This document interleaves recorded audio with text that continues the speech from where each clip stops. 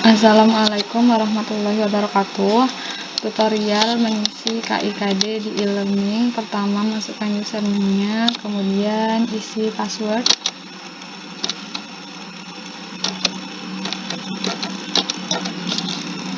Dan login di e-learning. Dan ini tampilan awal ketika di sini ada forum madrasah. Nah, ini bisa dilewatin dulu.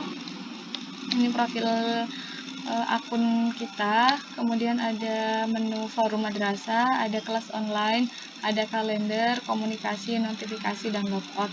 Nah, untuk mengisi KIKD, kita masuk ke kelas online, kemudian dipilih kelas mana yang akan diisi KIKD-nya. Misalkan di sini saya pilih kelas 10 Agama 3 Seni Budaya. Sebelumnya kita buat dulu kelasnya. Nah, setelah kita masuk di kelas Seni Budaya 10 Agama 3, di sini ada pilihan forum madrasah, timeline kelas, video conference, standar kompetensi, kriteria ketuntasan minimum, rencana pembelajaran, bahan ajar, data siswa tergabung, absensi kelas, jurnal, computer based test, penilaian pengetahuan, KI3 dan penilaian keterampilan KI4, penilaian akhir semester, kemudian sampai seterusnya. Nah, untuk mengisi KIKD kita pilih yang standar kompetensi KI dan KD. Diklik. Nah, ini adalah tampilan dari KI dan KD. Di sini pertama kita isi kompetensi inti KI. Kita klik yang ada gambar pensil kertasnya ini. Kemudian kita buka filenya. Sebelumnya buka dulu silabus atau RPP yang udah kita buat. Kemudian kita copy yang KI3. Ini KI3, copy. Kemudian kita kembali lagi ke e-learning, terus kita paste di sini. Nah, udah dipaste, kita simpan. Klik simpan. Nah, kalau udah seperti ini berarti tersimpan. Kemudian kita lanjut ke KI4. Sama, kita klik yang tanda pensil kertas ini. Kemudian kembali ke KI4. Di-copy dulu. Setelah di-copy, kembali ke e-learning dan kita paste. Dan jangan lupa untuk disimpan. Nah, jika udah selesai ngisi KI-nya, kita isi dari kompetensi dasar. Nah, untuk kompetensi dasar, pertama urutan kita masukkan, jangan diketik, tapi klik tanda panah ini sesuai urutan angka berapa. Yang pertama adalah angka 1, kemudian klik kompetensi dasar, kita copy dari silabusnya kita yang udah dibuat. Misalkan ini adalah kelas 10 Seni Budaya.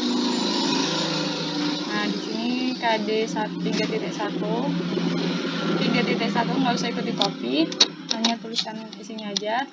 Terus kita paste di e-learning, simpan sampai tertera 3.1. Nah, kalau misalkan salah kita tinggal delete pakai ini, maka dia akan terhapus. Nah, untuk selanjutnya adalah nomor urut 2. Misalkan kita isi lagi kompetensi dasarnya di sini. Kita copy, kemudian kita paste sama cara sebelumnya, terus setelah itu kita simpan. Nah, begini seterusnya sampai selesai. Begitu juga untuk mengisi KI4, kita urutkan dari angka 1 dulu, kemudian kita copy KD 4.1 dan kita paste. Setelah dipaste kita simpan.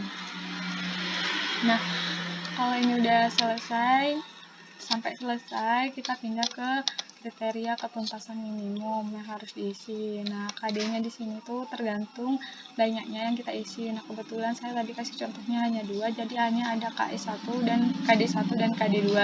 Di sini ada 3 yang harus diisi: kompleksitas, daya dukung, dan intake peserta didik. Nah, kita pilih yang kompleksitas materinya tinggi, sedang, atau rendah, misalkan tinggi. Kemudian daya dukungnya juga tinggi, dan intake peserta didiknya sedang.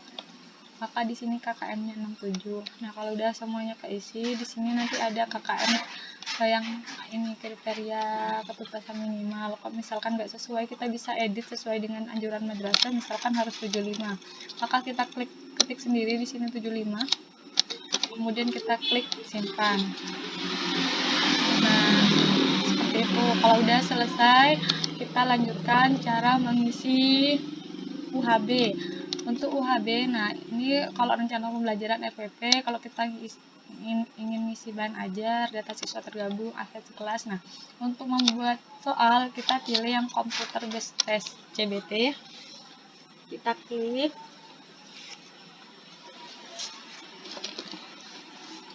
Dan ini adalah tampilan awal dari CBT. Kalau belum pernah buat seperti ini, maka kita buat ujian CBT baru.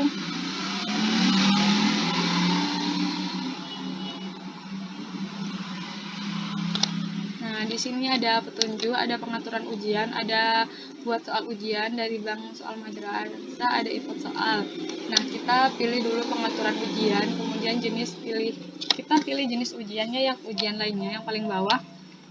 Terus kita kasih nama ujiannya, misalkan UHB Seni Budaya kelas 10. Terus setelah itu kita atur waktunya misalkan 60 menit. Dan kita tanggal ujian, misalkan dibuat tanggal berapa sampai tanggal berapa, jam berapa sampai jam berapa, diatur sampai di sini. Nah, setelah itu acak soal boleh diaktifkan, kalau enggak dimatikan aja. Kemudian aktifkan ujian harus dimatikan dulu karena belum jadwalnya, kecuali nanti kalau udah mau ujian baru kita aktifkan. Nah, setelah itu udah selesai pengaturan ujian, kita masuk ke buat soal. Nah, di sini kita pilih dulu pilihan jenis soalnya, kita pilih yang pilihan ganda atau multiple choice. Setelah itu diisi soalnya, misalkan di sini apa yang dimaksud dengan ini lupa di bawah ini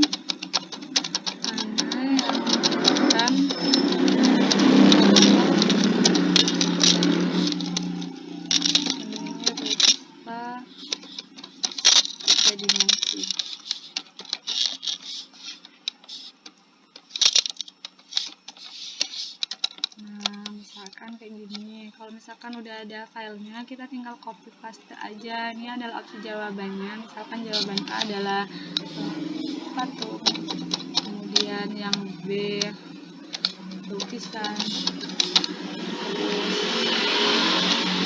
yang C adalah meja, dan seterusnya diisi sampai yang D dan E.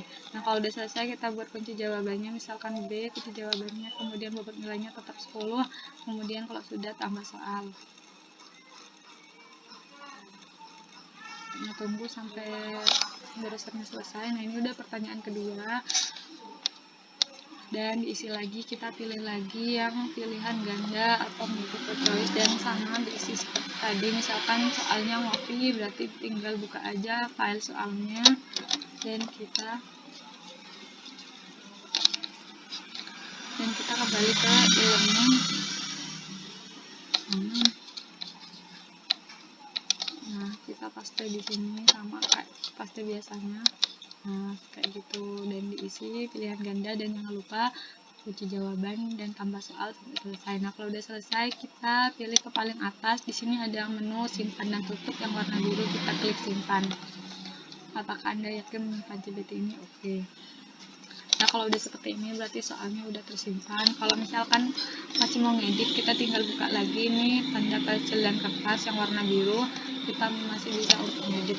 Nah, mungkin itu aja tutorialnya. Sekian, terima kasih. Wassalamualaikum warahmatullahi wabarakatuh.